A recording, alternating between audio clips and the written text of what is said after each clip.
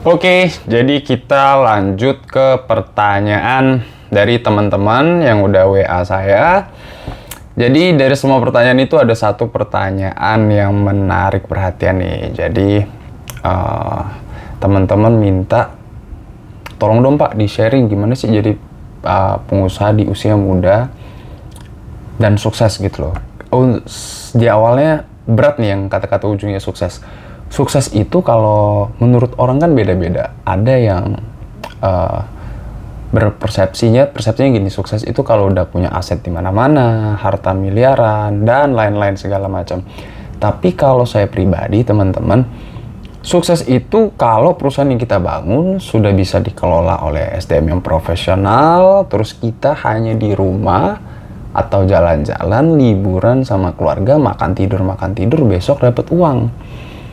Mau gede, mau kecil, yang penting ya ada keuntungan lah ya. Nah itu menurut saya baru sukses. Jadi buat teman-teman yang request ini, saya akan bagi ini menurut saya versi saya 7 cara untuk jadi kontraktor yang di usia muda yang marginnya ya cukup lah gitu loh. Jadi kita mulai dari poin pertama. Poin pertama itu ada di rencana bisnis. Kedua, lokasi bisnis. Ketiga, bidang bisnis kita. Keempat, pengembangan usaha. Kelima, hindari modal dari bank. Terus keenam itu kita harus berinovasi terus. Yang paling penting poin ketujuh. Poin ketujuh ini adalah sedekah ya. Nanti kita jabarkan satu persatu. Kita mulai dari masalah rencana bisnis. Jadi kalau rencana bisnis itu kita harus menentukan dulu identitas perusahaan kita.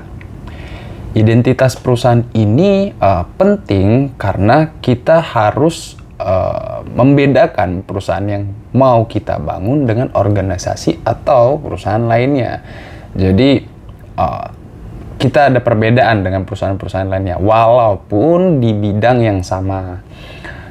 Contoh, gambaran umum bisnis. Gambaran umum bisnisnya ini kita mau apa? Kalau saya kan bergerak di bidang mechanical electrical. Ada juga teman-teman yang di bidang retail, properti, dan lain-lain. Kita ambil salah satu contoh di mechanical electrical yang sedang saya geluti saat ini. Kita harus bisa membaca peluang bisnis dari produk yang kita jual. Contoh, mechanical electrical plumbing ini dari namanya pun udah jelas, mechanical. Yang kita jual salah satunya pompa dan mesin-mesin besar lainnya. Terus, target pasar. Target pasar dari penjualan produk kita ini tentunya kita harus rencanakan matang-matang. Kita fokusnya jualnya ke segmen apa? Industri kah, project, atau retail? Sedangkan untuk klasifikasi bidang saya sendiri, karena MEP, saya dominan ke industri karena memang pompa-pompa tersebut dengan kapasitas yang tinggi. Kalau kapasitas yang rendah itu untuk perumahan ada juga, tapi kita nggak fokus di situ karena apa? Karena hasil riset saya itu untuk pompa rumahan itu sudah banyak sekali. Di situ peluang saya kecil, terus pesaingnya banyak, mereknya juga udah macam-macam ya, dari Cina lah, dari Malaysia lah, entah apalah. Nah itu yang menjadi poin. Kita harus tahu lawan kompetitor juga di bidang yang akan kita bangun ini. Terus target pasar juga kita harus tentukan. Target pasar dari produk yang kita pegang tadi, yang seperti saya jelaskan tadi. Kalau barang kita mahal ataupun bobotnya yang tinggi, itu berarti untuk segmen yang tinggi juga. Jangan sampai kita jual produk yang harganya tinggi dan kapasitas tinggi, tapi dominan kita tawarkan ke retail. Itu, jadi dari gambaran umum bisnis saya seperti itu. Lalu kita ada poin berikutnya, itu harus cermat dalam menyampaikan rincian produk. Karena dengan kita menyampaikan rincian produk dengan cermat, kita tahu yang dibutuhkan customer, itu akan membuat mereka nyaman. Mereka merasa terbantu. Terus biaya operasional. Biaya operasional ini untuk pemula, biaya operasional perlu ditekan semaksimal mungkin, baik dari pembelian alat kantor, kendaraan, uang makan, dan akomodasi lain-lainnya. Lalu kita ada analisa persaingan dan strategi. Analisa persaingan ini contoh, kita menganalisa dari produk yang menjadi pesaing kita di satu pabrik atau tender atau bangunan tinggi yang lainnya lah yang akan kita supply. Ini dalam tanda kutip ya, masih open tender. Jadi di situ kita cari titik kelebihan produk kita dari kompetitor. Tentunya kita harus belajar. Jangan males kalau mau menang tender ya, harus belajar dan jangan males. Kita harus kulik benar-benar kelebihan dari produk yang mau kita jual tersebut. Tentunya setiap produk ada plus dan minus, tapi dengan analisa pembanding di antara produk kita dan produk kompetitor, maka akan lebih mudah bagi kita saat mempresentasikan keunggulan produk kita di depan customer. Jadi itu bisa jadi nilai lebih tuh. Contoh, kita ambil contoh. Pompa kita yang kita tawarkan, kelebihannya itu lebih hemat energi, misalnya lebih hemat energi, tapi kelemahannya adalah harganya terlalu tinggi. Nah, di situ kita bisa buat perbandingan. Kenapa sih harga kita lebih tinggi? Kita jelaskan tuh daripada merek-merek yang lainnya. Jadi itu menurut saya sih penting, analisa dan strategi seperti itu. Nah, masuk ke poin ketiga, lokasi bisnis. Jadi kalau menurut saya, hindari kota-kota besar untuk diawali memulai bisnis. Tentunya di kota-kota besar sudah diisi oleh pengusaha-pengusaha kawakan dan beberapa anak perusahaan lainnya. Untuk pemilihan bidang bisnis yang sedikit di pasaran dan berpeluang besar meraih keuntungan setiap bulannya. Contoh, kalau menurut saya tadi, mekanikal. Kebanyakan yang menggeluti bidang mekanikal ini orang-orang yang udah tua lah, udah sepuh, dan mereka itu kekurangannya menurut saya, mereka kekurangan informasi teknologi. Jadi kita bisa manfaatkan nih di bidang yang sama juga, tapi kita lebih update masalah teknologi barang-barang saat ini gitu loh. Terus yang kelima, pengembangan usaha. Pengembangan usaha ini sangat diperlukan untuk membuat keuangan perusahaan kita tetap stabil atau meningkat. Tentunya untuk pengembangan usaha kita harus merelakan waktu lebih banyak untuk melakukan riset, belajar, dan analisis pasar. Ini pengembangan usaha ini sangat penting. Jadi kita harus riset tiap hari, kita harus belajar tiap hari, baik itu mengenai produk yang sudah kita jual atau yang akan kita jual.